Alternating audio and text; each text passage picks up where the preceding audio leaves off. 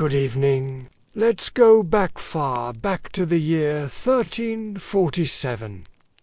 The air is thick with the scent of wood smoke, rotting hay, and something worse. A new ship has docked in Messina, Sicily. Its sails droop, lifeless. Its crew, if you can call it that, are barely standing. Whole families vanished overnight. Bells tolled without pause, their sound a lullaby for the living and the dead alike. People feared to touch, to breathe, to stand too close. But amid the panic, something ancient stirred, something deeper than fear. Desire carnal, confused, unrelenting. The flesh, faced with its expiration, did what it always does. It reached out for more flesh. In Florence, chroniclers noted wild orgies in cemeteries among the fresh graves. Enter the plague. Propeller term whispered more than recorded, shrouded in rumour and velvet. These weren't your average dens of pleasure. They were part sanctuary, part sacrament, and part funeral rite. People paid not just for boders, but for absolution. People wore charms, not just to ward off infection, but to enhance virility. Vessels of survival or messengers of contagion. The line wavered, like everything else. Some courtesans became rich. Others sickened and died, their final clients slipping away before the cough began. In some towns, plague brothels were burned down, literally set alight, by priests who feared they housed not just disease, but devils. In others, they were quietly protected. After all, even bishops have needs. Perfumed masks weren't only for protection, they masked the mask of frantic coupling, a tangle of limbs, a stench of incense and sweat, the gasp of pleasure and the rattle of a dying breath. The Black Death wasn't just a story of bodies falling. It was a story of bodies seeking, touching, aching, against all odds, against reason, against God. There are records buried deep, and often dismissed, that speak of secret societies forming in plague-ridden cities. Groups who met not to pray, but to celebrate the flesh before it decayed. They called themselves names like the Pale Kissers or the Last Embrace. They held feasts. They held each other. They danced naked around fires that burned all night. Madness, maybe. But when the world ends slowly, sanity is a poor companion for the illusion that they could cheat death by embracing it. The brothel became the confessional booth of the damned, where whispered prayers, mixed with moans, and guilt dripped from the rafters like melted wax. In Paris, nuns were caught sneaking into taverns, their habits flung aside like yesterday's sins, but their warnings rang hollow against the drumbeat of mortality. What's a little risk, after all, when your neighbour just coughed up a lung in the bakery? Abstinence, once a virtue, now felt like another kind of death. Even the pious began to waver. Clerics wrote treatises about plague lust, a term they coined to explain the sudden, desperate coupling that seemed to sweep the afflicted like a fever. They blamed demons. Of course they did. They always blame demons. In London, a priest was found dead mid-act, sprawled atop a married woman whose husband had just been buried. All of it whispered the same grim gospel. The end is near, so sin while you can.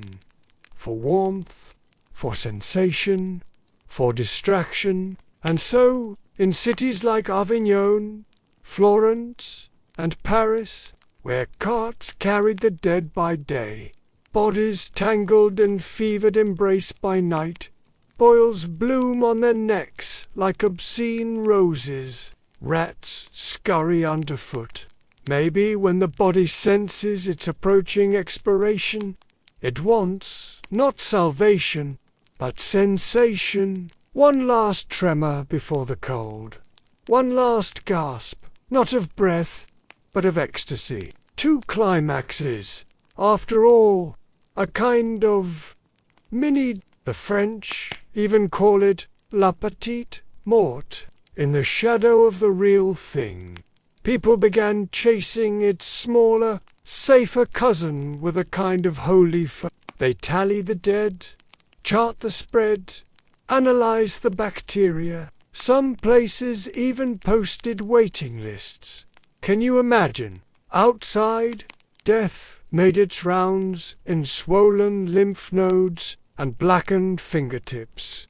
Inside, people stripped bare, not for love, not always even for pleasure, but because they needed to feel a live anywhere, even in the belly of someone else's fear.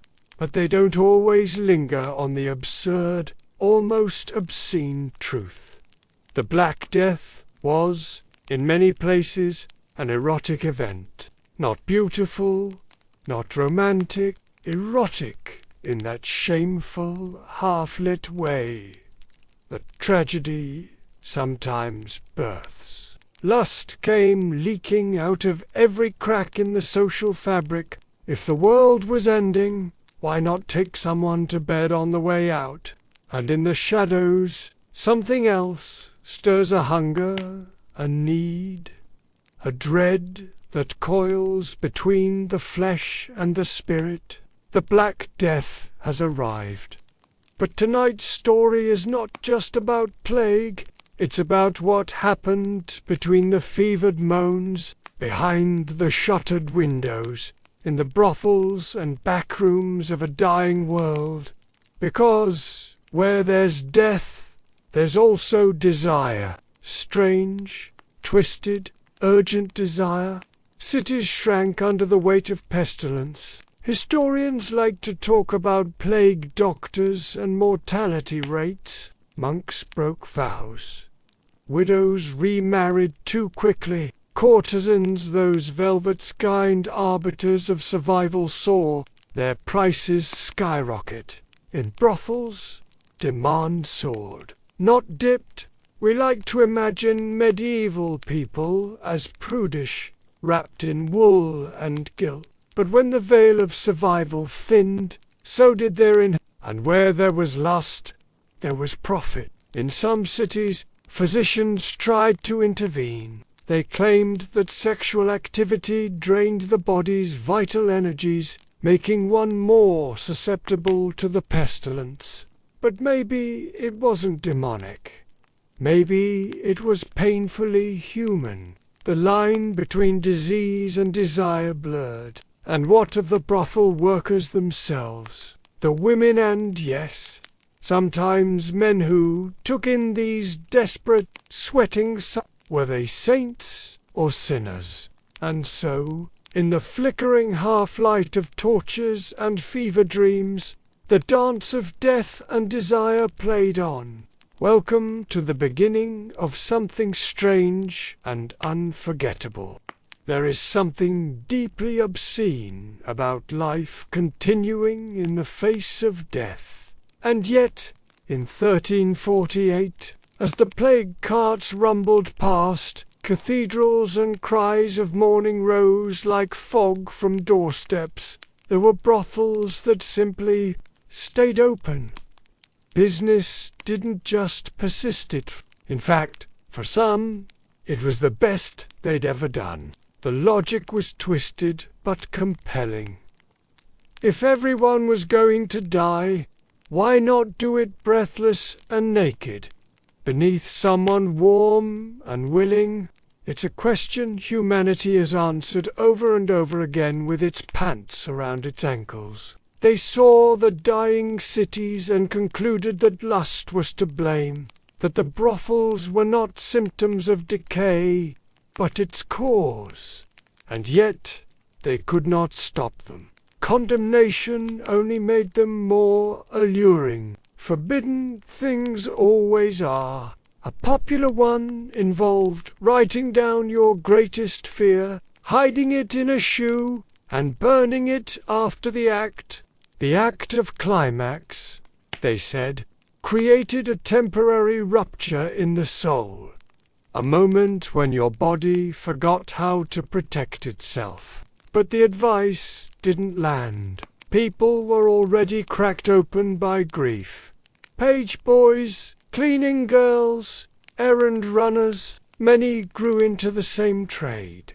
Their lullabies were muffled cries through wooden walls. Their toys were leftover ribbons and discarded perfumes. Plague lust entered the vocabulary as a term for reckless desire during disaster. Who wouldn't want to be kissed like it's the last kiss on earth? The brothels weren't just places of sex, they were temples of denial, altars to sensation in a world gone numb. A reminder that even when flesh rots and faith falters, we still reach for each other in the dark. Not because it's wise, not because it's holy, but because we are built to need, even when the world tells us not to, a final rebellion against a death that took everything else.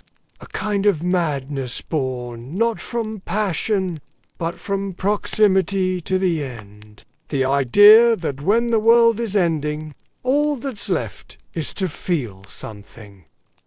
Anything, even if it's filthy, even if it's fleeting, and beneath that impulse, there's something deeply, tragically human. The line between childhood and adulthood, blurred beneath the weight of plague and poverty. For some, their first kiss came from a client with shaking hands, and nobody spoke of it, because survival, not innocence, was the currency of the age. If death was coming, let it come after pleasure, and enforcement was a luxury when half the guard had already died.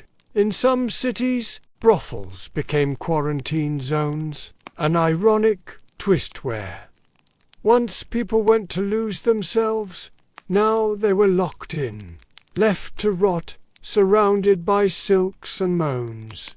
Some burned down, some simply vanished. No one recorded their end. Like the disease itself, they appeared without warning and disappeared with the same cruel silence. And so beds became altars, disease shared in sweat, death watched from the corner, patient, amused. Another involved whispering the name of the last person you'd kissed before the plague. These weren't merely fetishes. They were grief masquerading as ceremony. Sex became a liturgy, a sacrament stripped of robes and candles, a desperate Eucharist where communion was flesh and the body broken willingly. Lust and plague became entangled two sins in one sweaty act.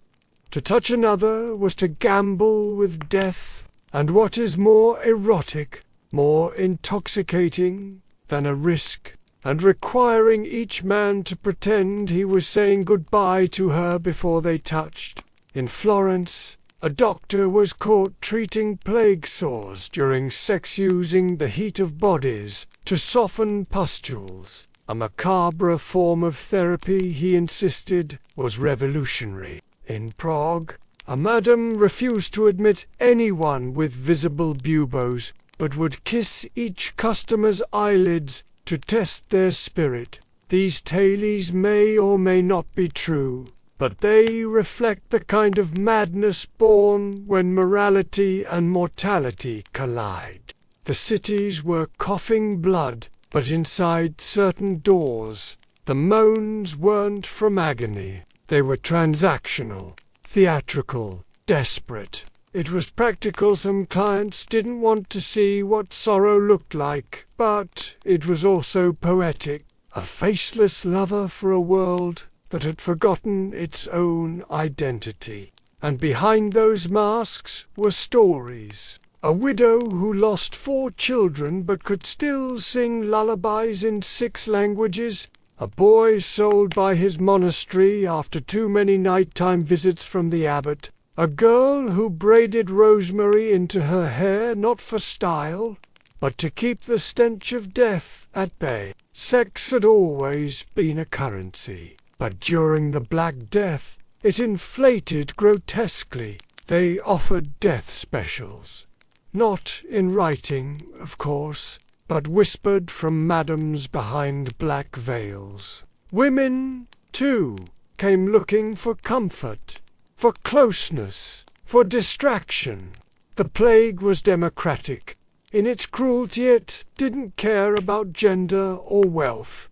Neither did desire. In the face of death, people reached for each other, sometimes clumsily, sometimes cruelly, but almost always with the urgency of knowing tomorrow wasn't promised. And so the rooms were filled with strangers pretending to love each other, not because they believed in romance, but because pretending was preferable to screaming. Clerics condemned them with public fury while privately slipping coins beneath doors and requesting their favorite girls. You might imagine these women as painted temptresses, and some were, but most were simply survivors. OFTEN orphans, often displaced. Many had lost everything: family, homes, futures, and yet found themselves in demand. A pretty face became more powerful than a priest's sermon. A warm body in a cold season of rot. In places like Avignon, Florence, and London, as priests swung incense through the streets and physicians bled their patients dry, the red light districts glowed like candles in a crypt. They were dangerous, forbidden, and yet somehow comforting. The illusion of life, purchased in half-hour increments. The brothels adapted quickly. The clients were not just men, of course. The church raged. Sign upon sin. Some prostitutes began wearing masks, not the modern kind, but elaborate carnival disguises, hiding their faces in death's masquerade. And then there were the rituals, strange, intimate ones. Doctors warned against overindulgence. They believed orgasm weakened the spirit, left you open to demonic invasion, or worse, plague infiltration. There were tales, of course legends soaked in scandal. In Paris, a noblewoman reportedly paid an entire brothel to simulate a funeral, laying naked among candles. And what of the children? The plague left thousands parentless. Some were absorbed into these shadow economies. The authorities tried. They passed laws close the brothels, banned the prostitutes, punished the clients. But the laws were made by men who broke them nightly. But the idea of them lingered. Even now, centuries later, we feel it in our language. Because when the world smells like burning bodies and priests are preaching apocalypse from the rooftops, who wouldn't want to be held? And as the bells tolled and the rats gnawed and the sick bled out in alleyways, someone somewhere was whispering into another's neck, pretending it was love, pretending it would save them, pretending anything at all. That, in the end, is what the brothels of the Black Death gave the world. Not just scandal, but story. It's easy to picture the plague Dr. Black robes, wide-brimmed hat, that grotesque bird-beak mask. But what we rarely think about is this. Beneath that mask was often a man not particularly noble, rarely clean, and almost never trained in any useful kind of medicine. He wasn't the savior. He was the sponge, the one sent to soak up all the filth, panic, and sorrow that respectable society couldn't bear to face. In cities like Avignon, Venice, and even plague-scarred London, there were documented cases, however cautiously written of, sanctioned brothels operating under medical oversight. Controlled lust, they called it. The logic, if one could call it that, was based on the idea that tension and imbalance in the body could make one more susceptible to illness. Yes, virgin prostitutes, an impossible paradox, a cruel and mocking contradiction that somehow became a kind of twisted obsession among the aristocratic elite. Young girls, promised food and protection, were taken into hidden quarters and bled carefully, precisely, their innocence siphoned off into ceramic vials and sold to desperate nobles at prices higher than gold. Some of these girls were never seen again. And what was the antidote to tension, especially in men of power, clergy, and medicine? Behind silk screens and perfumed veils, some paid for alchemical consultations that promised eternal health through sexual purity or sexual corruption, depending on the practitioner. One queen reportedly bathed in boy's blood. Another supposedly kept a private dancer locked in a chamber painted entirely black, where she would watch his movements in total silence, believing his vitality would seep into her body through mere observation. Inquisition scrolls, merchant ledgers, and coded letters between clerics reference these rituals in hushed Latin. The body, so often treated as sacred, had become both threat and tool. And even if it was just for one night, 1 hour, one touch, many were willing to risk damnation for the illusion of closeness. Lust hadn't vanished in the face of plague. It had twisted into new forms, as unpredictable and irrational as the disease itself. And in this chaos, the human need for intimacy, even if fleeting and false, became another way to measure the space between life and death. Some believed that sex with a dying virgin could transfer the disease out of one's own body. Others thought that intercourse during the fever's peak could reset the balance of bile and blood. There were rumors of orgies held in plague pits, in the shallow graves dug too quickly to be sanctified.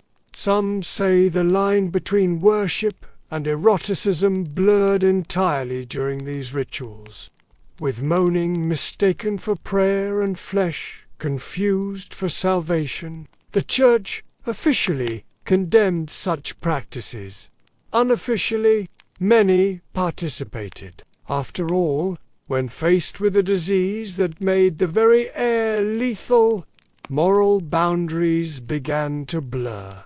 Sin and survival became hard to separate, and where logic failed, desire often stepped in to offer answers. Not good ones, not safe ones, but human ones, messy, bloody, familiar. Release. There were physicians who actually prescribed sex, not romance, not companionship, not intimacy, just the mechanical release of what they viewed as diseased seed. Another recommended sleeping with a red-haired woman as a way to ward off infection, since red was the color of life and blood. Such prescriptions weren't just folklore. They were institutionalized, printed, endorsed, and in desperate times they were followed, even if only half-heartedly. Because when the world is ending, even madness feels rational. The beak wasn't just fashion. If they'd watched half their families rot in the streets, alchemists, those strange men with gold dreams and mercury-stained fingers, believed that sexual fluids contained vital essence, that semen and menstrual blood were alchemical ingredients as potent and dangerous as any dragon's breath or philosopher's stone. They collected these substances, stored them in flasks, combined them with sulfur, lead, and wine, and used them to create elixirs that were supposed to cure everything from heartbreak to the Black Death. And while these concoctions rarely cured anything, they contributed to a strange underground of erotic alchemy, where desire and death mingled in glass bottles hidden beneath monastery floors. They were bodies first, vessels for the maintenance of other people's illusions of control. The brothels were clean door, as clean as one could be in a plague-infested world. The clients were sometimes masked. The girls often weren't. They couldn't afford masks.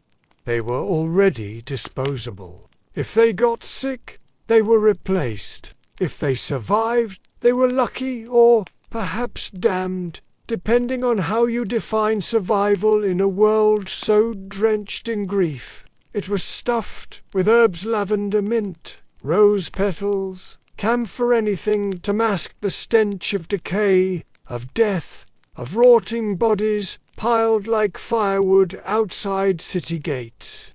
But here's the strange part. In a time where skin contact meant potential death, where breath itself could kill, there was still an undeniable undercurrent of desire, a bizarre collision of lust and fatalism that led to some of the most peculiar corners of human behavior. The plague doctor wasn't just a symbol of death. To some, he became a kind of gothic fantasy. There were whispered rumors, notes passed in gloved hands, of desperate women offering themselves to the doctor in exchange for protection, for cure, or simply for company in a world unraveling at the seams. What began as quiet survival sometimes turned into something darker, more intimate, more human. Not love, not even pleasure, really, just the need to be touched, seen, acknowledged.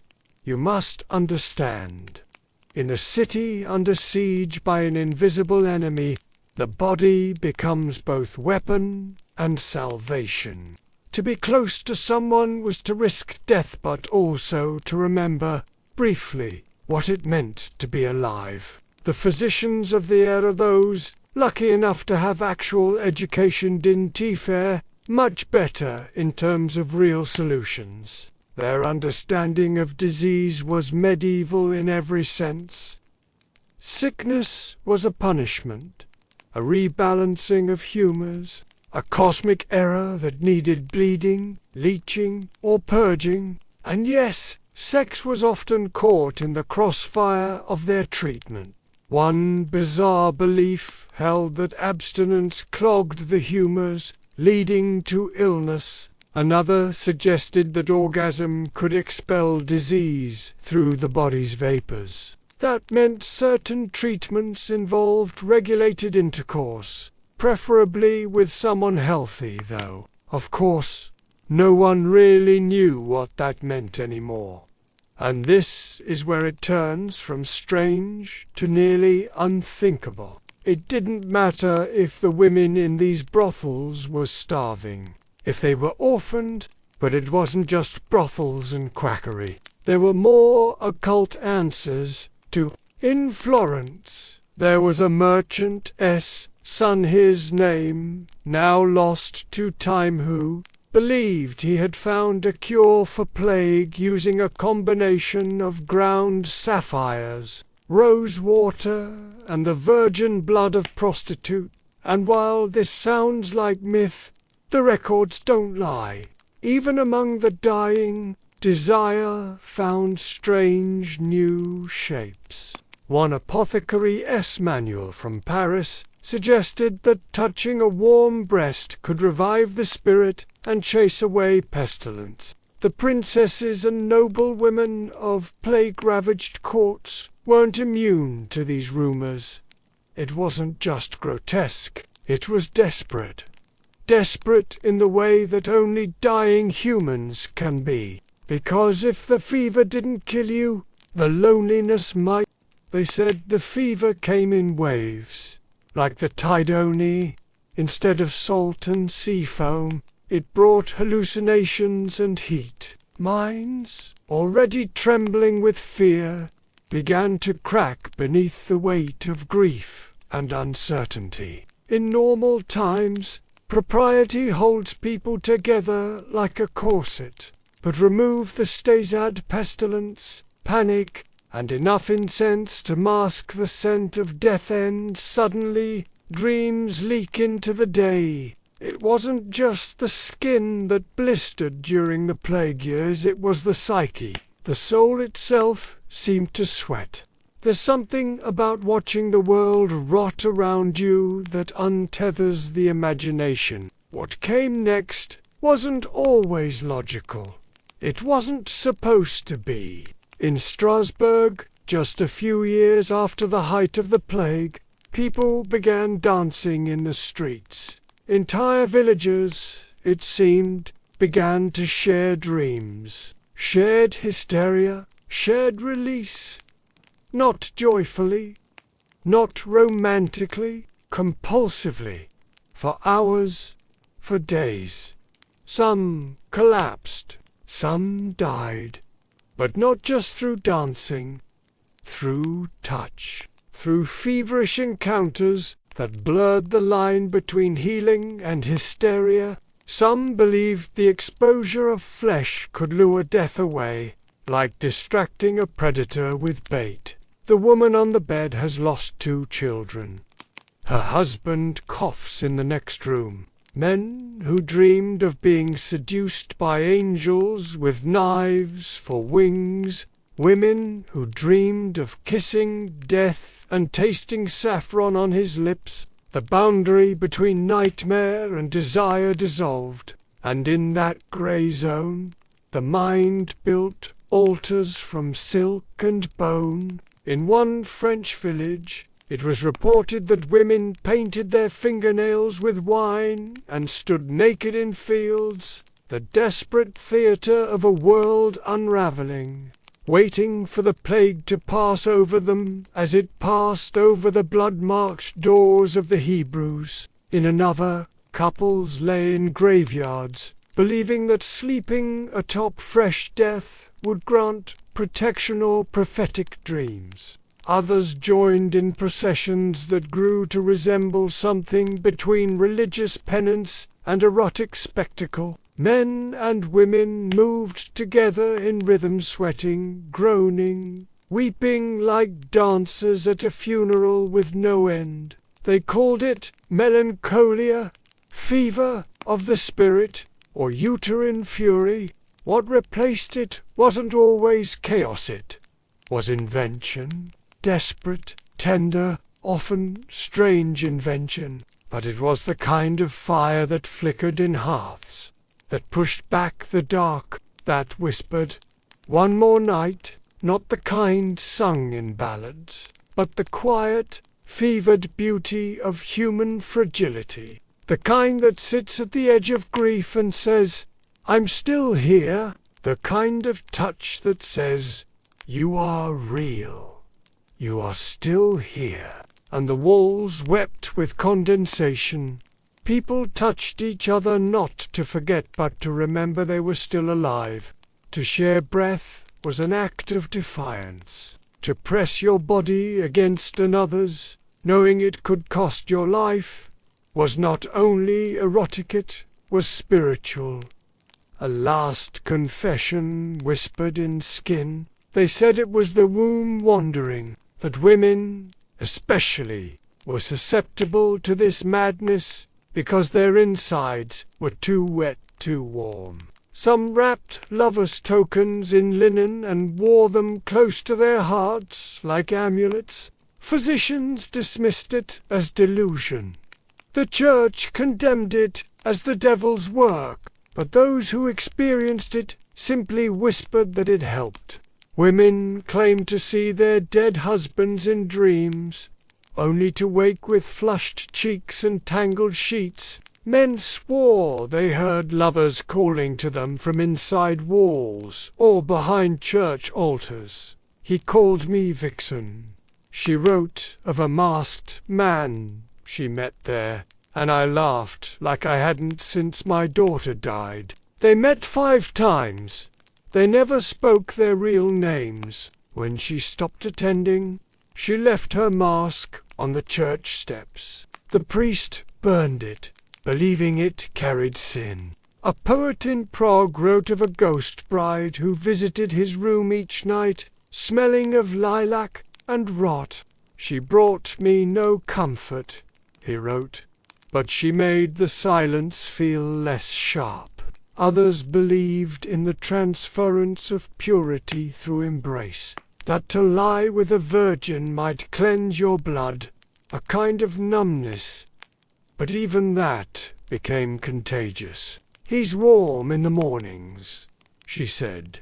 He hums when I sleep. People sat in alleyways and stared for hours, unmoving. Some whispered that they were dreaming awake. Others said their souls had left already, their bodies simply waiting to catch up, that to sleep with someone who had already survived the plague might make you invincible. One treatise even suggested that the smell of so much death inflamed the feminine organs, causing a kind of inner combustion. A clean body, they whispered, kept death at bay. So people undressed, bathed and lingered in pools of warm water scented with herbs, lavender for peace, rosemary for remembrance, thyme for the throat. Somewhere else, a woman kissed her reflection in a puddle, because she had not felt lips in so long.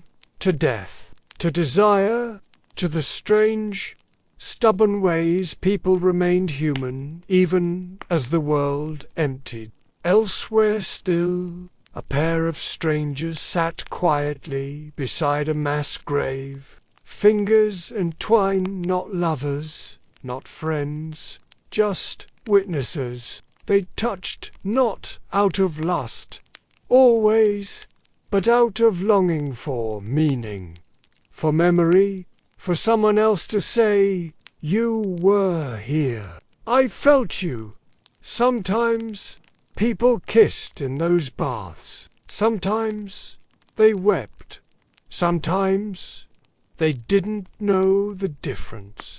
There were accounts of women who believed the plague had awakened an ancient, sacred hunger, one that must be honored through touch and sweat and sound.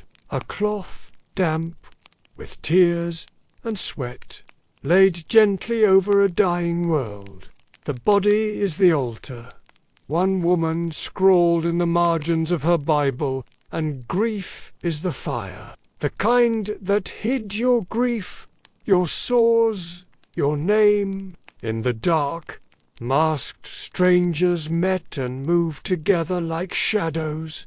No one asked who the other was. No one wanted to know.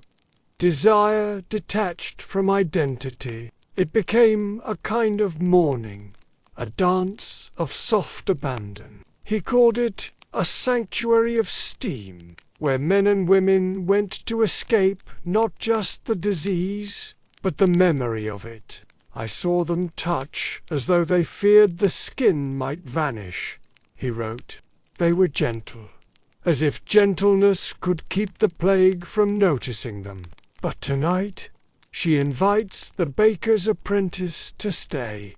He weeps when he touches her. She doesn't flinch. They don't speak. This isn't love.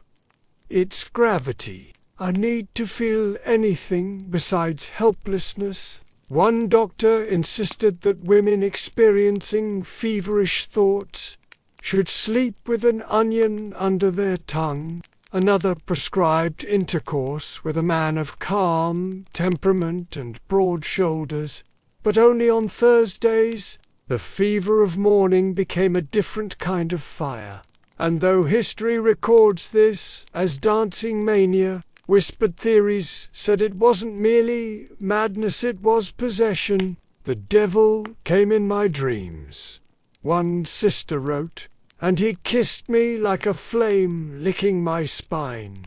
Was it possession, or just desire, finally unshackled by crisis? Others claimed it was guilt manifesting as motion, grief attempting to escape the body through rhythm. Whatever it was, the human mind, under the strain of constant death, found release in motion. Let's go back for a moment to a candlelit bedroom in a town already half empty.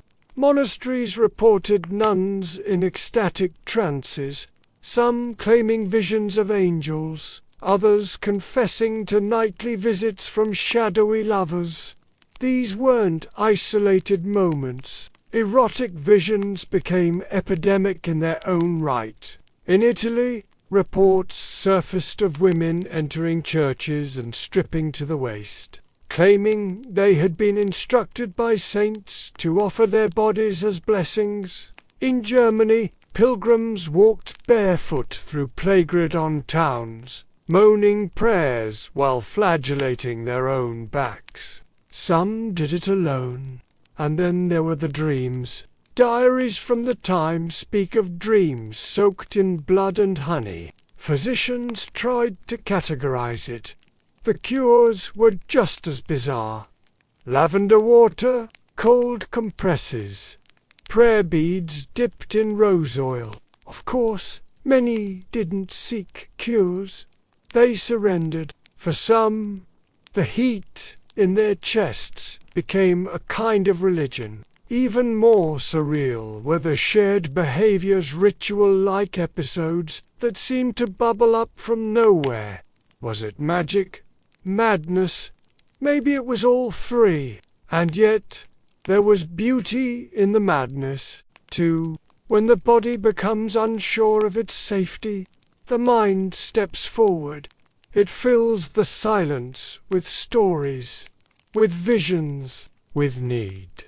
So in the dark corners of plague cities, where the air hung heavy with incense, their bodies, yes, were on fire. In the plague years, logic loosened its grip on reality, like a dying man loosening his belt to breathe easier. Where once there had been physicians with leeches and saints with relics, now there were bathhouses lit by candlelight, where strangers met beneath steam not just for cleanliness, but for communion.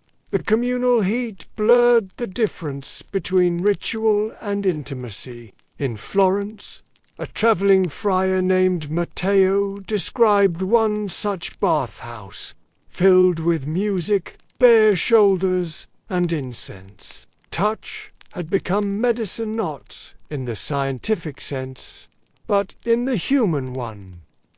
And yet, fear never disappeared. It lingered in the corners of every kiss. The risk of contagion only heightened the hunger. Stories spread of people who believed true physical love could shield the soul from infection. Of course, none of it worked. But it wasn't about survival. It was about making the dying bearable. Madness, too, took on erotic shapes. There were even accounts of spectral intimacy, people who claimed that spirits touched them tenderly in the dark. And then came the masks. Not just the bird-beaked plague doctor masks, those too, but elaborate festival masks worn during midnight dances in shuttered squares. One woman, a former seamstress in Avignon, wrote that she wore a fox mask to these gatherings. Perhaps it did. But perhaps sin was the only thing warm enough to hold on to in a world so cold with death. Not all forms of madness were erotic. Some were silent. One priest tried to exorcise a woman who hadn't spoken in weeks, only to find her cradling a stone she insisted was her husband. Was it madness? Probably. Was it grief? Undoubtedly. But more than that, it was adaptation. A mind trying to hold itself together with the few materials it had left. Memory, desire, delusion, and love, and all of it blurred. Touch, madness, grief, and lust intertwined, like threads of the same cloth. Somewhere in a small town, a young man kissed another man for the first time because they were the only two left. That's what so many became in those days. Witnesses. They burned rosemary to purify the air. They drank bitter wine to dull the ache. By the end of this fevered chapter, the world would stitch itself back together. Slowly, unevenly, but some never returned fully. Some stayed caught in the veil between reason and ritual, passion and plague, because once your mind has unmoored, once your body has burned, not just with fever, but with grief and unspoken want, returning to a quiet life feels like betrayal. Better, some said, to burn out in velvet and incense.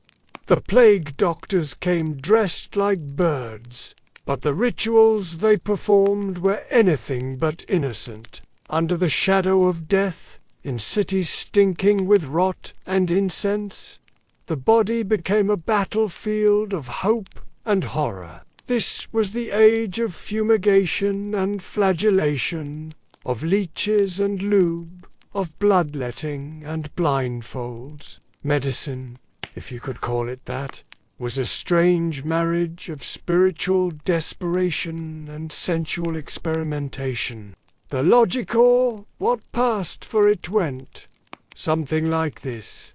If the plague was a punishment from God, then pain was a form of penance. Some were shut down entirely by religious leaders, who saw them as dens of sin where the miasma multiplied. There are records carefully coded, of course, of wealthy women, noble widows, and even nuns paying coin to brothel keepers for private consultations.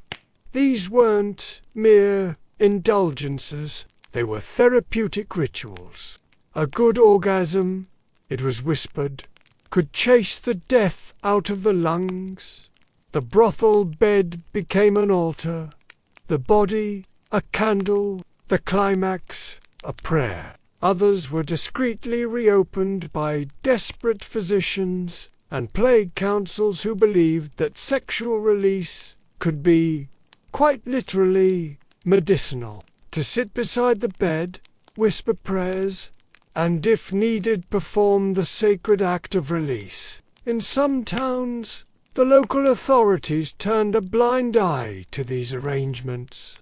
In others, they quietly endorsed them. A plague wife was not just a prostitute.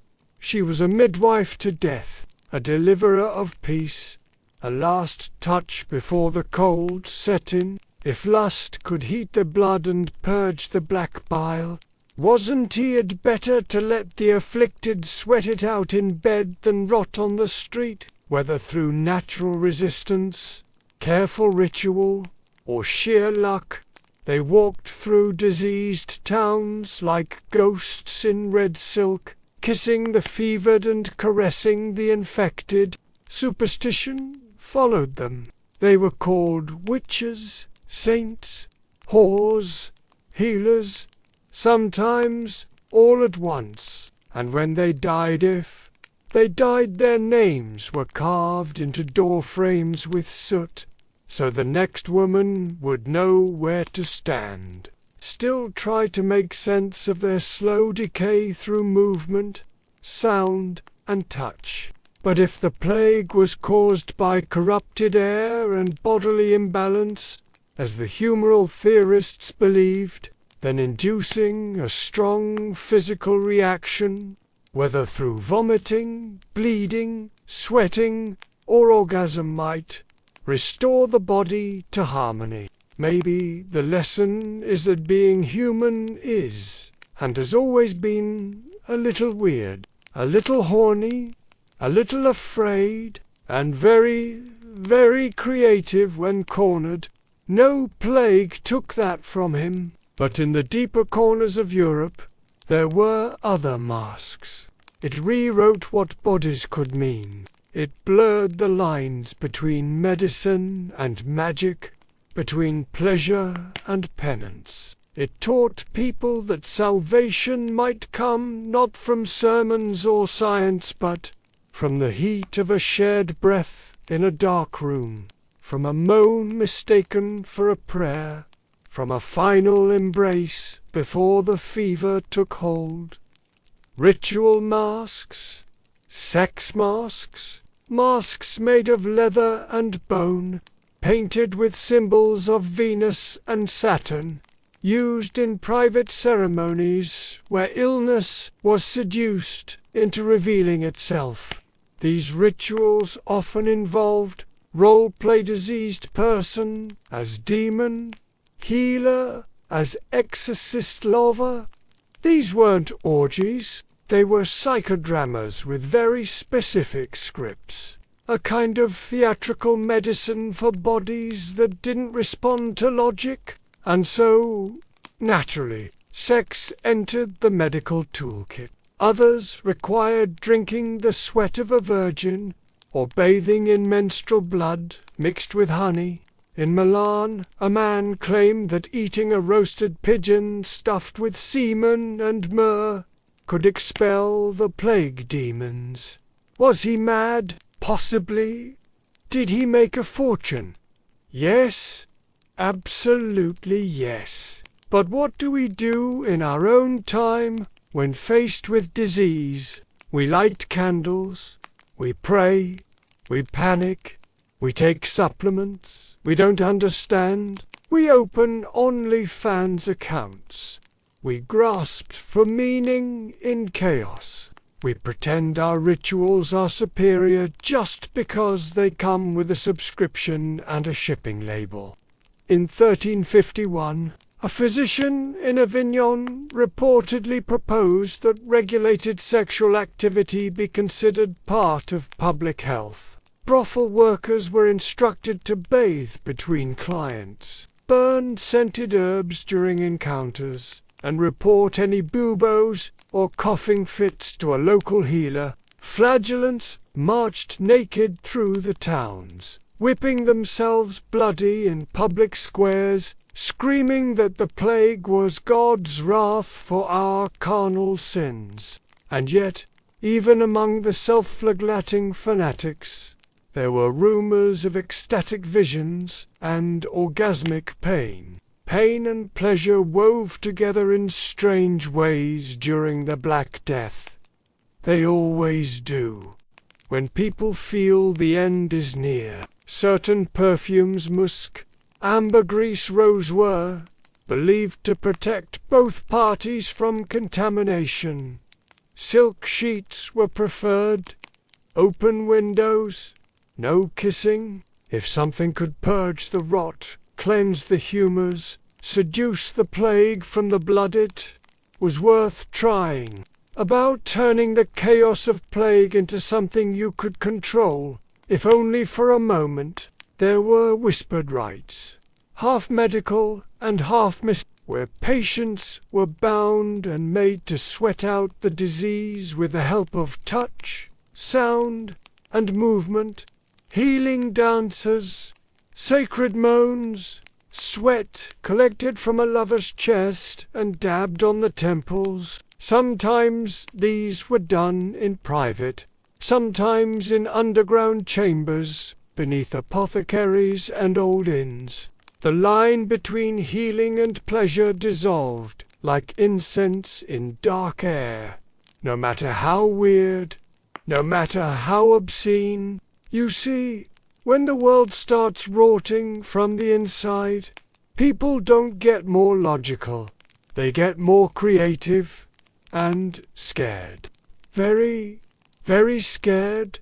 Fear that seeps under the skin makes strange bedfellows, and during the Black Death, it made bedfellows out of monks and midwives, nobles and necromancers, barbers and brothel workers, because the line between healer and harlot blurred very quickly when you thought sex might be a cure. Let's start with the basics.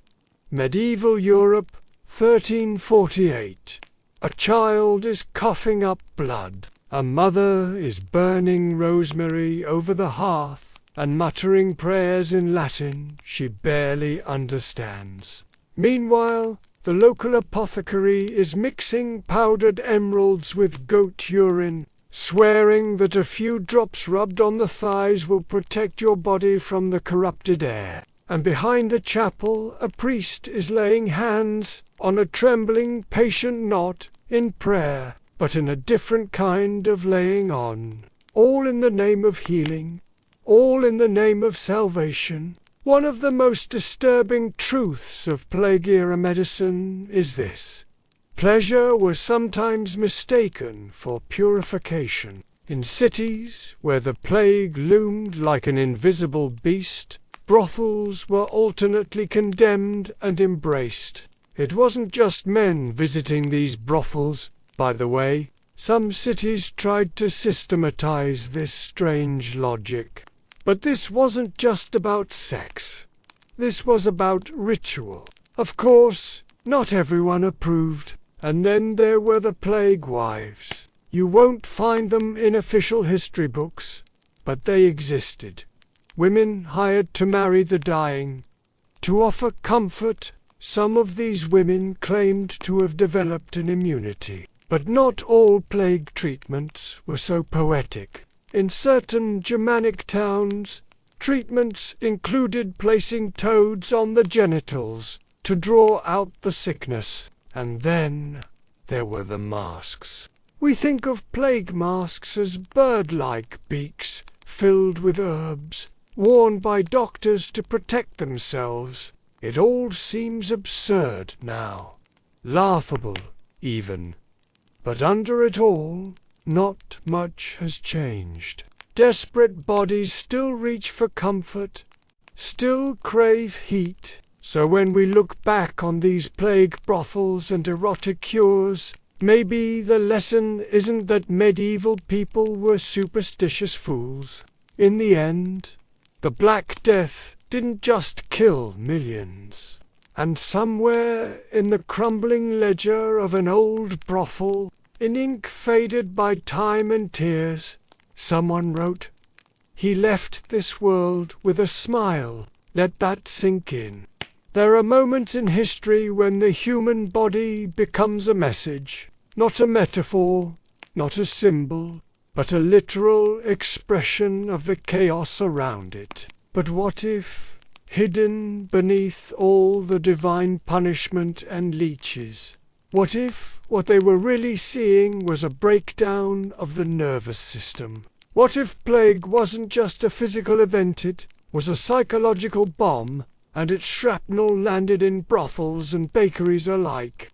A living telegram, limbs twitching where language fails, groans and gasps where clarity used to live. The world didn't make sense anymore. People were dying too fast. There was no protection or wealth, not piety, not even isolation. Priests died like beggars. Nobles bled from their eyes. Entire towns were emptied overnight, their wells left untouched, their livestock wandering motherless through fields too silent for birth. The old rules didn't apply. So why should the mind obey? Easy to dismiss the moaning widows, But what if they were the most honest ones of all? What if they were the ones who refused to hold it in? What if they let it out the only way their bodies knew how? Yes, meow, one after another. First one, then another, then dozens. They meowed all day, and sometimes all night. Hysteria, they said, came from a wandering womb, and so the people in it were echoing that unwellness in their skin. It floated, restless, through the female body like a ghost seeking a resting place. It needed grounding. It went from solitary to social, from hidden to public. The collective mind grew raw. People remembered things their ancestors never lived through. They inherited fear like eye color. They wept for cities they'd never seen. And their bodies, oh, their poor, beautiful bodies, became the place where history left its fingerprint. So they tied women down, bled them, starved them, flogged them gently, suggested marriage, suggested pregnancy, suggested silence. In Germany, men claimed to be pregnant with the sins of the world, and the brothels were full of people who didn't know if they wanted to pray or burn. Then 5 more. They say it's TikTok. They say it's anxiety. They say it's nothing to worry about. The women there learned to hold a mirror up to madness and pretend it was just desire. Some filled with plague-riddled air, humming with the forgotten sound of weeping and skin and silence, too heavy to hold. And sometimes those doors creak open, and the air leaks out, and people start to sway, when a laugh could become a scream in one breath, when the whole village could be infected by a single gesture, a single twitch, a single sob that wouldn't stop. The rats fled, the fleas fed, and the humans wept. Her mouth is dry, her hands tremble. She hasn't slept in days, but she feels a heat not from fever, but from somewhere deeper. A hunger, not for food, not even for touch, but for proof that her body is still hers, that she hasn't vanished like her husband did last Thursday, that she still belongs to the world of the living, that her blood still moves. And when a man stares too long at her across a butcher's stall, she doesn't flinch. She smiles, slowly, and follows him, untouched. And wept again. There are reports, always whispered, never quite confirmed, of mass orgies held in cemeteries, of prostitutes who wore masks shaped like skulls, of men who paid to touch plague sores. Was it lust? Not exactly. It was something more primal, a need to affirm life, to say, I still feel, I still want, I still exist. The priests called it the devil. The physicians called it hysteria. Modern psychiatrists would call it a psychogenic chain reaction. But back then, it was a chorus of nuns on all fours, hissing at their It was coherence, in a shuttered kind of way. If the world was upside down, then why not feel upside down? If death was knocking on every door, then why not dance with it naked? Why not lick it? Why not taste its edge with a tongue and know, just for a moment, that you were faster? They weren't sick, but they weren't fine either. During the plague years, as the dead choked streets, and the scent of rot baked into the plaster of every brothel and chapel, something peculiar began to happen. Not just the dying, but the people who didn't get sick in the way physicians understood. They got strange instead. Mute one moment, howling the next, jerking, crawling, laughing uncontrollably, stripping naked and running into the river, not because they had the plague but because their minds did. Collective trauma isn't a concept medieval Europe had a name for. They had demons, curses, possession, too much bile, too many sins, not enough prayers. Let's talk about the weeping nuns, a cloister in the Low Countries where the women of God, supposedly safe from lust and illness alike, began to meow, or the village in France where dozens of children collapsed during a sermon, wailing and convulsing, not from illness, from something else, something social, something sticky, something invisible that clung to their spines like the scent of ash, the same something that, in other times and places, would show up as laughter that couldn't be stopped, or a dance that couldn't end, or a fear of cats so intense it spread like wildfire through an entire convent. What we now call mass psychogenic illness, what they called being cursed. The Black Death didn't just kill. It made people strange. It shook something loose in the human mind. And what about sex? What about grief? What about the twin compulsions mourn and math at surface in every species when catastrophe strikes? Imagine a young woman, recently widowed, covered in a veil dark with ash, walking barefoot through the marketplace, while bodies are carted past in which this wasn't madness in the way the physicians described it. It wasn't mania. It wasn't disorder. It's easy to see mass hysteria as absurd. Easy to laugh at the meowing nuns. In Strasbourg, people danced.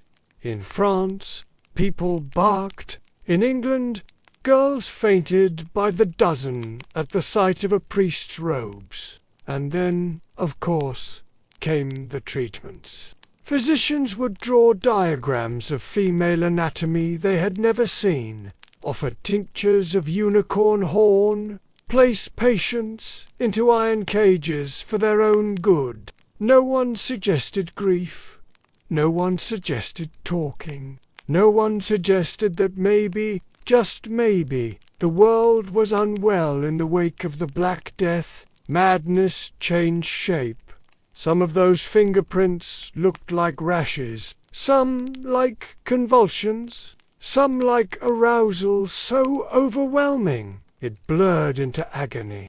It was a time when the mind was not safe inside the skull, when the boundaries between self and others grew thin. And maybe, just maybe, it still happens, just not in brothels anymore. Now it happens on subway platforms, in shopping malls, in classrooms. A girl starts shaking, then another, but the body remembers. The mind is a house with many rooms, some locked, some loud. That's not nonsense. That's history. That's us, still processing the unprocessable, still mourning the still touching strangers in the dark and asking, without words, "Are you scared too?" And sometimes the answer is yes, and sometimes the answer is movement. Imagine stepping into a plague doctor's room, not the romanticized ones with glass jars and labeled scrolls, but the real thing, a low, flickering, smoke-filled hovel stinking of rotting herbs and boiled sweat, heavy with the reek of camphor, vinegar, and despair. Somewhere in the corner, a patient twitches beneath a wool blanket soaked in urine and wormwood. The doctor, if you can call him that, approaches in his leather beak mask, stuffed with roses and mint, muttering Latin phrases not because they help, but because they sound important. He is both priest and butcher. healer, and harbinger. He's here to treat you. Yes, but he's also here to watch you die properly. This is not the medicine of Hippocrates. This is plague medicine, a theatre of alchemical panic. And at its center lies the diseased human body, too hot, too cold, too moist, to dry, and medicine that sought to balance the humours by any means necessary. Bloodletting, of course, cupping, boiling, burning. Enemas of lavender wine or smoke blown up through a reed into the colon to disperse the vapours.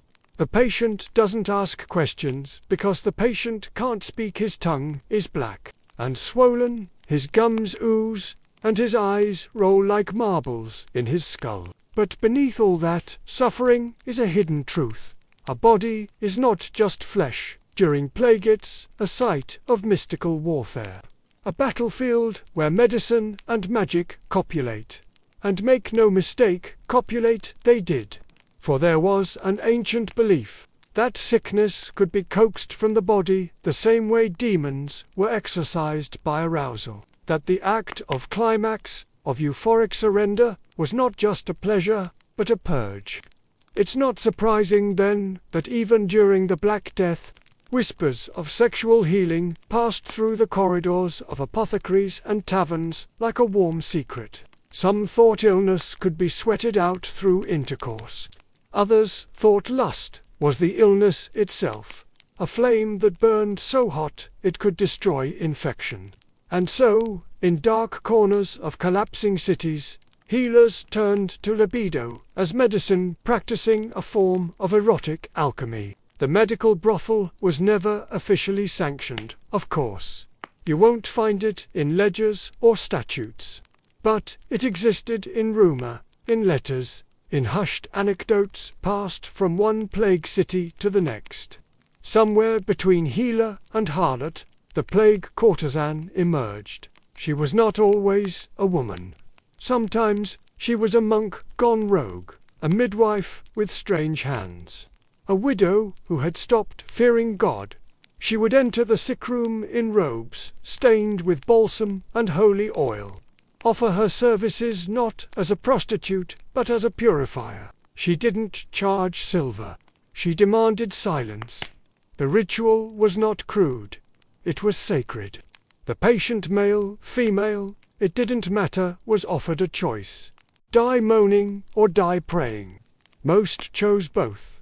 Some of these courtesans used aphrodisiacs, made of powdered stag horn or saffron, aniseed mixed with goat milk, crushed beetles from Syria, or even a few drops of menstrual blood dried and baked into bread. These were not aphrodisiacs for pleasure's sake. They were catalysts, tools for transformation. Because the goal was not gratification. The goal was the explosion of the body, the eruption of life against the decay of death. A fever dream of flesh to fight the cold finality of the plague. In Florence, it was said that one noble woman employed a sweating chamber for this purpose. Sick men, mostly young, always desperate, would be brought to her underground rooms, given wine laced with poppy and rosemary, then locked inside with her attendants. What happened in that room no one would fully describe. But the survivors, if there were any, emerged raving about light, about voices in the walls, about their skin feeling like it had been peeled away. Some recovered. Others did not. The church investigated, of course, but found only ruined sheets, wax residue, and strange diagrams drawn in chalk. Meanwhile, the real physicians, those still clinging to academic credentials and fading Galenic textbooks, were scrambling. They had no answers. The plague was too fast, too strange. And so they turned not to knowledge, but to relics, to rituals, to things buried and forbidden. In Avignon, records show that Pope Clement VI sat between two great fires, not for warmth, but because his doctors told him flame would purify the air. In Venice, they sealed entire families inside their homes with bricks, believing that death should be contained like vermin. In England, surgeons performed trepanation boring holes into the skulls of plague victims to release the black bile. Some screamed, some sang. Most died, and still, the whispers persisted. Sex could save you. If not in body, then in soul. If not in cure, then in comfort. After all, what is pleasure but defiance against suffering? What is desire but the last rebellion of the dying? And so the plague courtesans kept working. They carried poultices between their thighs. They recited psalms backward during climax. They offered not just their bodies, but their strange, tender rituals, bathing a lover's feet in rose water before touching them, whispering the names of saints while stroking plague boils, burning basil beneath the bed while murmuring about rebirth. They were part midwife, part priest, part demon. One account from Lubeck describes a brothel that converted into a hospital during the worst of the plague, though no patients were treated with leeches or lye. Instead, the madam enforced silence, darkness, and compulsory touch. Every hour, she said, someone must be embraced. The rules were posted on the door. No prayers unless spoken while kissing. No cries unless muffled in flesh. No death alone. The church called it blasphemy. The city called it salvation. Who can say which it truly was? And in all of this, the body became a scroll of unanswered questions. Was disease a punishment for lust? Or did lust delay the punishment? Did the act of sex summon demons, or chase them out? Was the cure in the coupling, or in the moment of surrender afterward, when both bodies lay open, quiet, steaming like loaves pulled fresh from the oven of death? Some believed that plague could be drowned in fluids, wet, semen, that if one could flood the system with enough heat, enough motion, enough violent beauty, the rot would retreat. This belief took root especially in places where physicians had failed towns with no more leeches, no more garlic, no more hope. In those places, healing became erotic theatre. There are accounts vague, cautious, ashamed of entire households organizing what they called final feasts, not of food but of skin. Rooms heavy with incense and linen, where the last uninfected family members lay together like sacrificial beasts, not out of lust, but of longing to go out in communion, to burn before being consumed. And though it is deeply taboo now to say it, the overlap between sex and death during plague was not always grotesque. It was sometimes intimate, sometimes gentle. Not rape, not frenzy, but something else. Something like a lullaby hummed in gasps. Something like two animals grooming each other before the slaughter. The lines blurred, the definitions collapsed, and medicine, failing in its quest for cure, began to whisper the secrets of pleasure as prayer. What modern medicine forgets what it has scrubbed from its textbooks and waiting rooms is that healing is not always scientific. Sometimes it is ritual, sometimes it is surrender. The Black Death taught this in brutal, unrelenting fashion. It made the body strange, it made love holy, and it reminded the living that the most potent spell against despair was not a tincture or a pill, but a warm hand, a moan in the dark, a heartbeat pressed against another like a seal against forgetting. In the hidden corners of this story, the plague courtesan lives on not as a figure of shame, but as a symbol of that raw human refusal to let sickness strip away connection. She did not wear white robes or carry vials of medicine. She wore shadow, she carried secrets. And her patients, for however long they survived, were not just cured, they were remembered, not as victims, but as lovers who dared, in the last breath of the world, to touch. They painted skeletons with hips, gave them smirks, wrapped them in velvet robes, or showed them nude, inviting, one hand on a lute and the other beckoning with a bony finger. In the years after the plague, Europe fell into an infatuation with death that was neither solemn nor silent. It was strange and sensuous, filled with the kind of erotic awe that only emerges after unimaginable loss. Whole cities that had once buried their loved ones in silence now commissioned altarpieces where the Virgin wept beside Adam's open ribcage, or Christ rose from the dead beneath a sky scattered with copulating corpses. Death had become the muse, and the muse, apparently, had become a little roused. It wasn't blasphemy, not really, at least, not how they saw it. To paint death as seductive was to tell the truth that no one dared speak aloud, that after the bones were buried and the rot burned away, people were still hungry. Hungry for life, for skin, for laughter and touch and warmth. The plague had taken husbands, wives, children, saints. But it had not taken desire. In fact, it had sharpened it. Where once there had been shame, now there was art, and the art was bizarrely beautiful. In Strasbourg frescoes emerged on church walls, showing skeletons leading brides to bed. In Venice, a painter carved an image of death kissing a noblewoman's neck, his teeth inches from her jugular, her eyes half closed in something that was not quite fear. Woodcuts in German towns showed masked figures in long robes coupling in graveyards, their lovers half buried, half live. It wasn't pornography, not yet. It was something else. A new genre of mourning.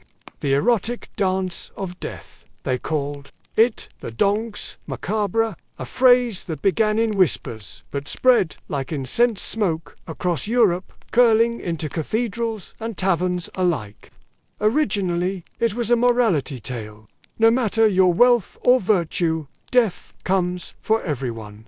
But in the hands of post-plague artists and poets, it changed. The dance became more than just equalizing, it became tantalizing. Death wasn't just a leveler. He was a lover. He wore a mask. He touched you when no one else would. He came in the night, and you followed, barefoot and willing, into the forest of no return. It wasn't just on the canvas.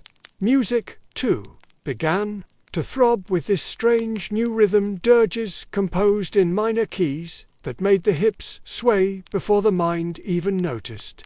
Minstrels sang ballads of women who married death and found him gentle, of men who lay with ghostly girls who smelled like lilacs and ash. The lute gave way to the pipe. The drum came in quietly, like a heartbeat.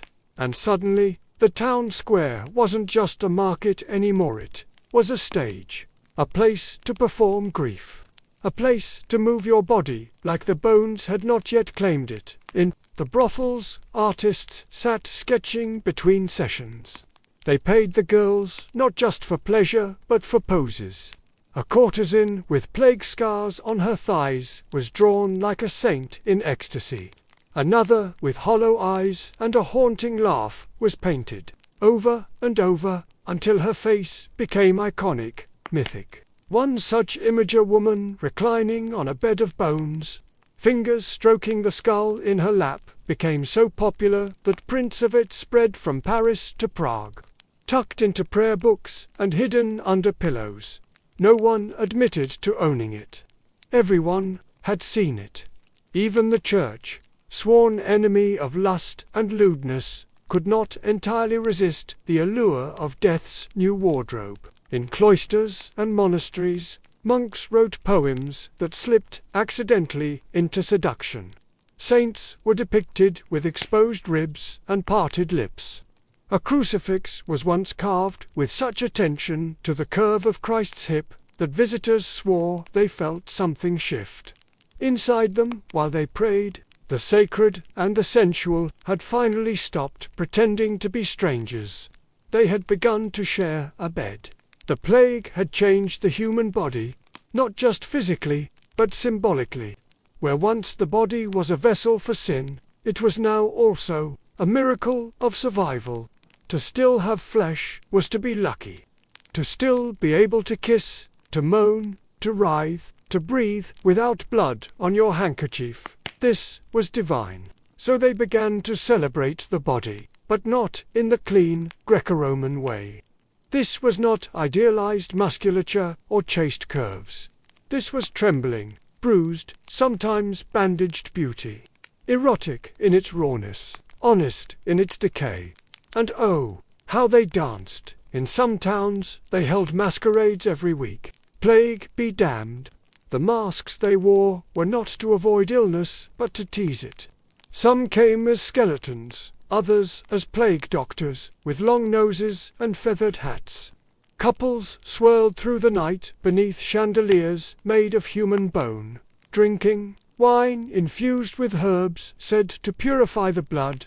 The music was always a little off-tempo. The air smelled of wax and sweat and the faint tang of antiseptic. You were supposed to wear gloves, but no one did. In one such gathering in Florence, a masked woman dressed entirely in white danced barefoot with 7 different partners, each of whom died within the month. They called her La Sposa della Morte, Bride of Death. She became a legend overnight. Was she a witch? A ghost? A symptom of something worse? No one knew, but her image appeared in paintings for years afterward. She was always in white, always barefoot, and always smiling. Not everyone danced willingly. In some corners of the continent, the eroticism that bloomed in the shadow of death twisted into something darker, something involuntary. There were reports really of people who could not stop dancing. In Strasbourg, they spun until their feet bled, until their bodies gave out, collapsing like broken marionettes in the middle of the square. At first, it was called mass hysteria. Later, it was blamed on ergot, or bad air, or punishment from God. But those who watched swore that the dancers' faces bore not pain, but something like pleasure, rapture, even like they were being touched by an invisible hand. Like they were moving to music only the dead could hear. Artists tried to capture it. One anonymous woodcut showed a woman mid-whirl, her skirts flaring like flower petals, her mouth open wide. Not in scream, but in moan. Behind her, skeletons clapped in rhythm. A bishop stood on the edge, half turning away, yet one could see faintly a flicker of a smile curling beneath his robes. That was the disturbing part. Not the dancers, but the way everyone seemed to understand them. The eroticism of the plague didn't always come in soft candlelight and whispered touches. Sometimes it came in flashes brief, brutal and shocking. Lovers caught coupling in graveyards. Nuns found with bite marks shaped like teeth, not meant for living flesh. A merchant in Lubeck who paid a prostitute to lie still as if dead, claiming it made him feel more alive. And she agreed, not because she found it thrilling, but because she, too, wanted to pretend for a moment that she had already passed through the worst.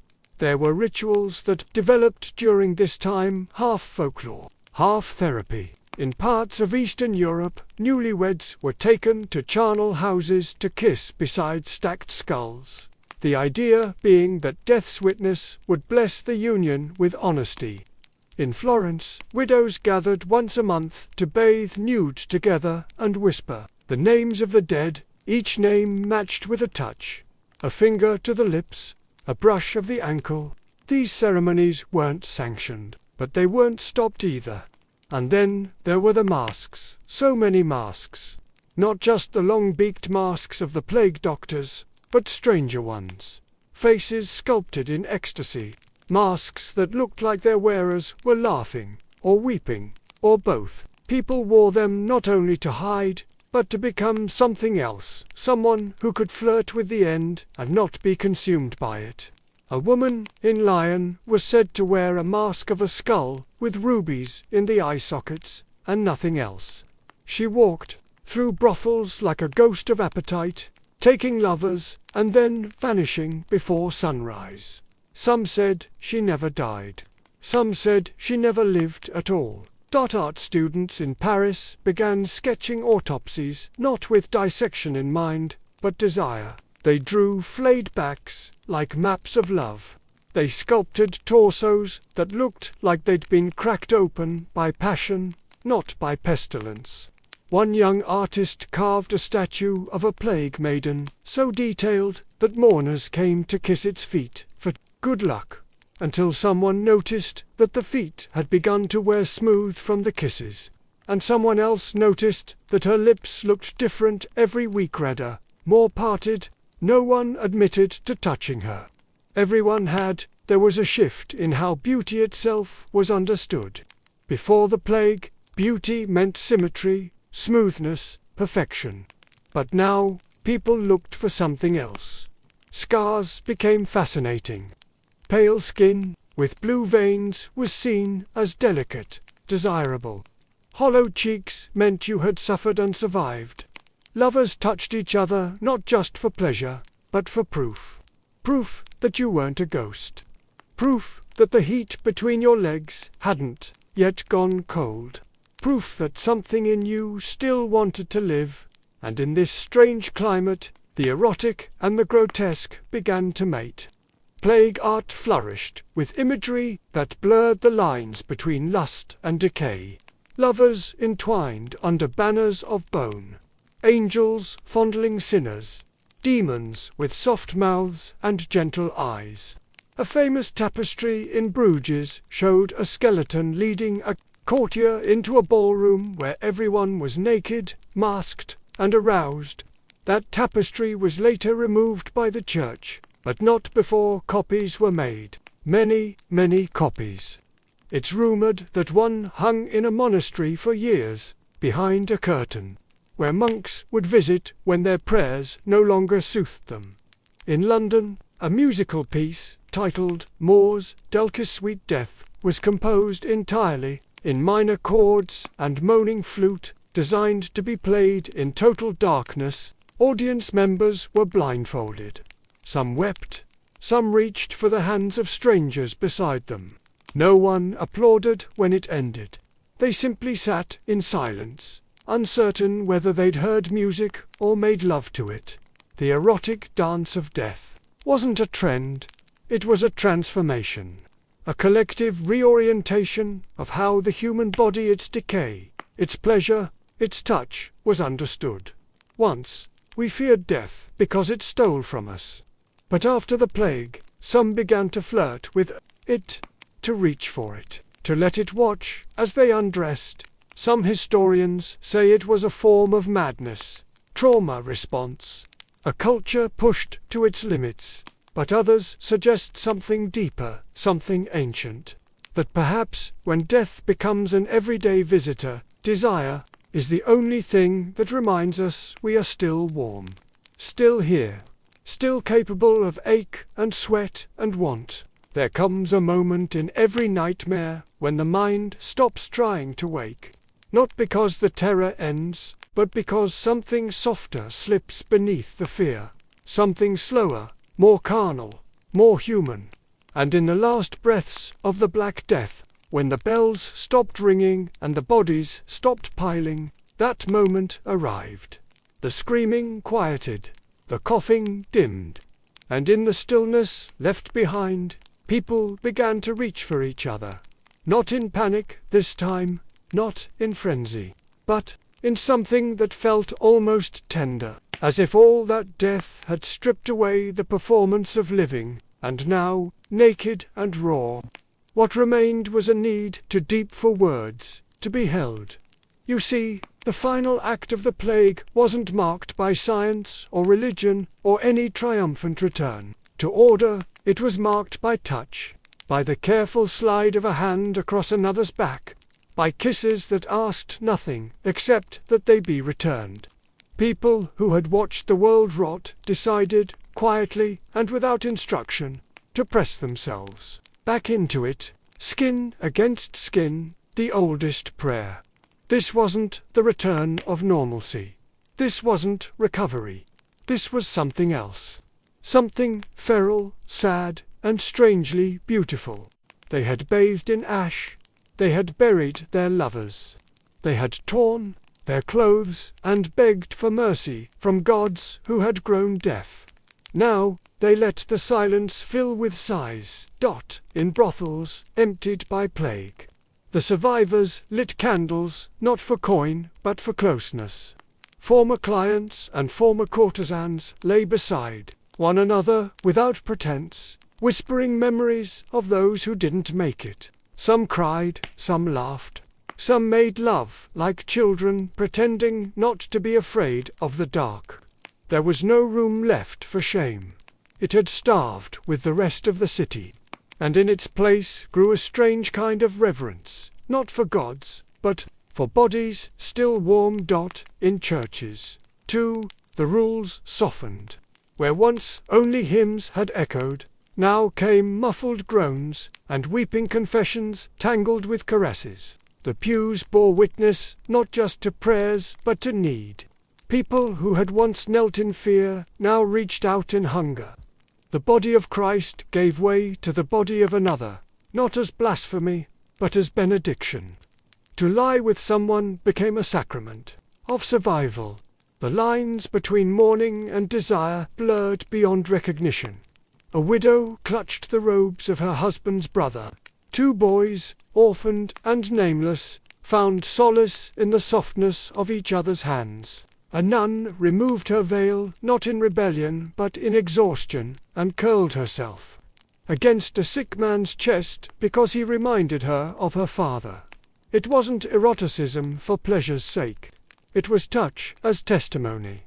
They were still alive, and somehow that mattered. In alleyways once thick with rot, strangers pressed lips together without asking names.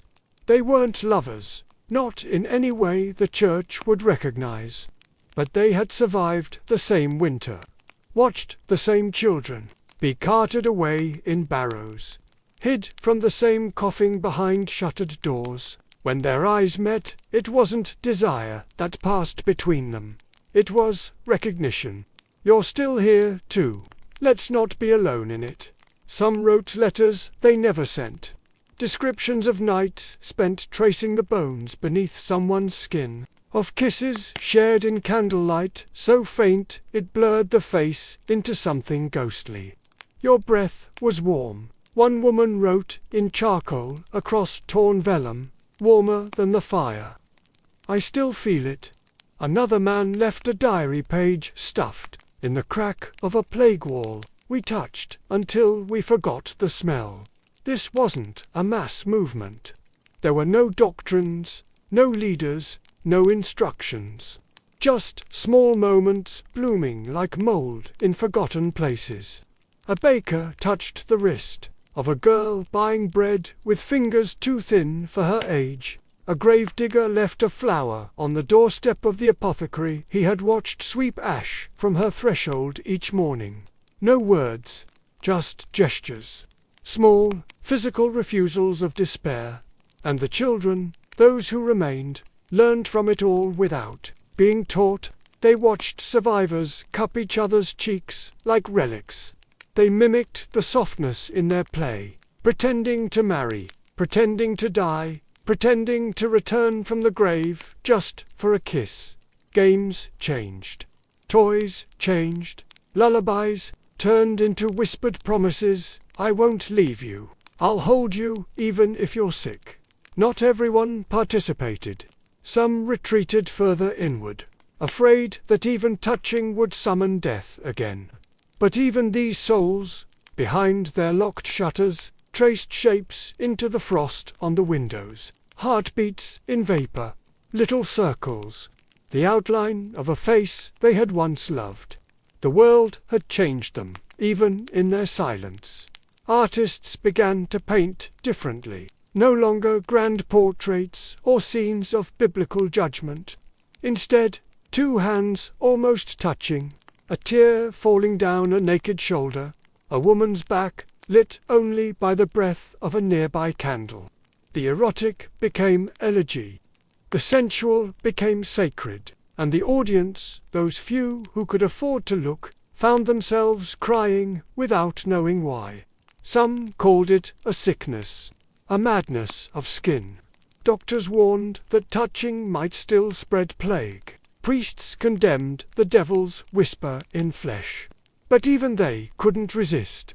Stories surfaced of clergy collapsing into one another behind altars, of healers falling asleep holding hands, of midwives sobbing into the necks of mothers who died too young.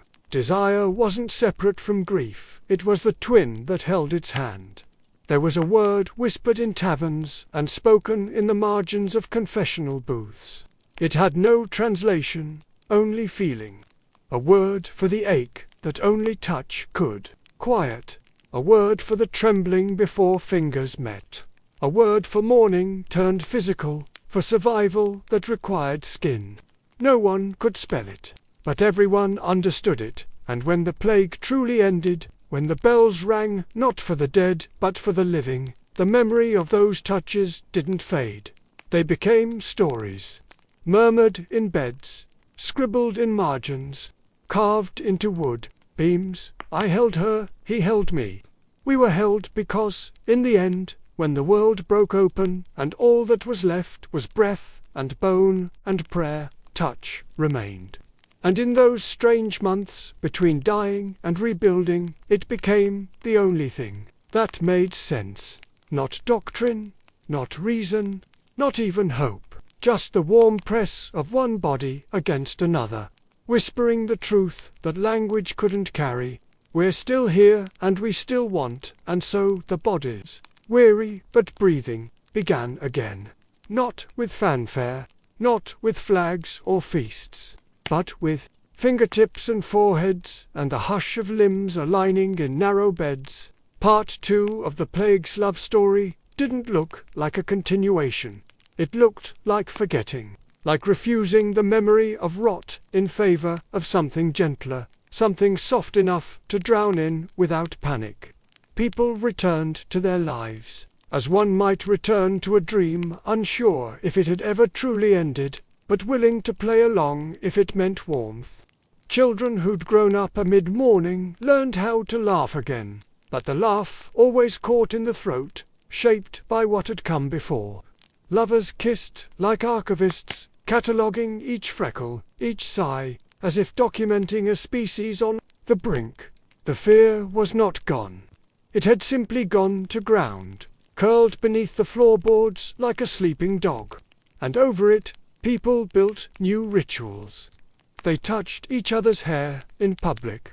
They napped in church pews, pressed shoulder to shoulder. They passed bread by hand, not by plate, and let the crumbs fall where they may.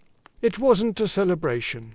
It was a quiet defiance, a turning of the cheek, not to offer it for striking, but to press it against another's, to whisper, I am real, and so are you. In taverns now reborn as kitchens, in crypts turned bedrooms, the dance continued, slower, stranger, but no less sacred, and the paintings changed again. Faces were no longer composed, idealized, or lifted heavenward. Instead, they looked downward, inward, faces half-lit by mourning, eyes closed in sleep or pleasure or both. Couples with their foreheads touching, a mother breastfeeding with a tear running down her nose. The intimacy of survival became the highest art. And those who once commissioned altarpieces now asked for portraits of the hands that had held them through it. In the countryside, far from the cities that had become charnel houses, the rhythms of life returned more slowly, like limbs waking from frostbite. Farmers touched the earth again, planting not for profit but for remembrance. Vineyards were tended by hands still scarred from digging graves. And when the grapes grew full again, wine was poured not in toast but in silence, sipped from the same cup, lips pressing the same curve of glass, a communion no priest had to bless. The rituals of touch evolved. People kissed their friends' palms before partying, a habit with no origin anyone could name. Lovers began to wear one another's hair in small glass pendants, not as trophies, but as anchors. In some villages, When two people slept beside each other, they tied their ankles loosely with twine, not to bind, but to remind, I'm still here, I won't leave in the night. And sometimes, in the earliest hours, they would wake together, gasping from dreams of coughing and sirens, and simply hold on until the panic passed. There were stories, strange ones, of women who claimed to feel ghosts beneath their skin, phantom fingers brushing their shoulders as they stirred soup. Of men who said they smelled their mother's breath in their lover's mouth. Whether hallucination or holiness, it didn't matter. The dead had touched them, the living kept touching. In towns where entire streets had been emptied, neighbors started leaving their doors open. Not unlocked, open. As if to say, you can come in. You don't even have to knock. The wind passed through these homes freely, lifting curtains and carrying whispers. Some said they heard laughter in the gusts. Some said they heard weeping. Most simply closed their eyes and let it move across their skin. Touch became a kind of language. One without grammar, without punctuation, but rich with meaning. A squeeze of the shoulder might mean I missed you. A fingertip along the wrist might mean stay. And when words failed, as they often did, thick with ash and memory, the body stepped in to translate. People began writing poems again, though they rarely called them that. Just scraps left on windowsills, tucked under fruit, carved into stairwells. One simply read, "You held my fever with both hands. I still burn." And so the second part of this strange, slow resurrection unfolded. Not with miracles. Not with kings returning from exile, or prophets heralding a new age.